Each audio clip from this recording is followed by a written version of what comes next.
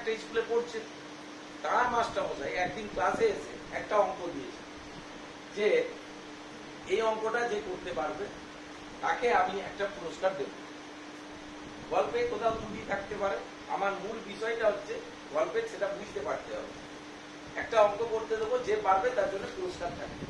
দেখা গেল অনেকেই অঙ্কটা করতে পেরেছে। তারপরে তিনি বললেন ছাত্রছাত্রীদের উদ্দেশ্যে, তোমরা তোমাদের ক্লাসে তোমাদের প্রিয় বন্ধু নাম লিখবে, কে কাকে চাইছো জুতোটা দেওয়ার জন্য। তিনি একটা জুতো দেবেন, নতুন জুতো ছেলেটিকে, কাউকে একটা দেবেন। তিনি বলছেন তোমরা নাম লিখে দাও কাকে জুতোটা দেওয়া হবে। তোমাদের জন্য একটা বক্স করে দেওয়া হচ্ছে, প্রত্যেককে কাগজের টুকরো দেওয়া হচ্ছে, প্রত্যেকে যে যা কোনো বন্ধুর নাম লিখে জমা করবে। দেখা গেল যখন সব বন্ধুদের লেখা হয়ে গেছে, দিয়ে বক্সটা ওপেন করা গেল, দেখা গেল সেই বক্সের ভিতরে যতগুলি কাগজ জমা পড়েছে সেই কাগজে প্রত্যেকটিতে একটি ছেলের নাম লেখা আছে, তার নাম আব্দুল কালাম। তার মানেটা কিছু বুঝতে পারে গেল।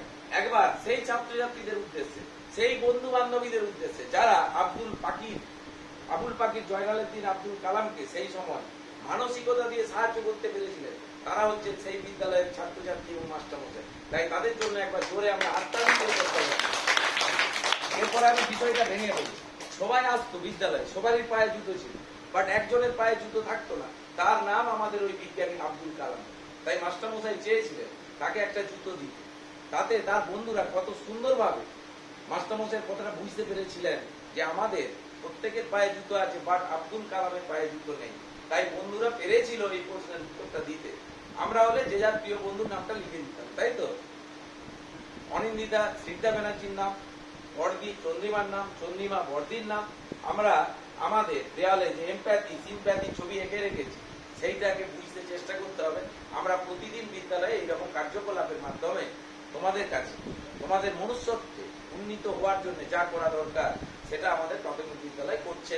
মাস্টারমশাই দিদিমণিরা সর্বতভাবে চেষ্টা করছে পড়াশোনার সাথে সাথে মানসিক বিকাশ ঘটানোর জন্য, দৈহিক বিকাশ ঘটানোর জন্য, ভৌতিক বিকাশ ঘটানোর জন্য সবকিছুর মাধ্যমে আমাদের অ্যাক্টিভিটির মাধ্যমে শিশু দুর্লভ স্মৃতি প্রাথমিক বিদ্যালয় এডুকেশন বিভাগের কাছে এই মেসেজ দিতে পারছে যে আমরা আপনাদের মেসেজ পেয়ে যথাযোগ্যভাবে আপনাদেরকেও সম্মান দিতে পারি।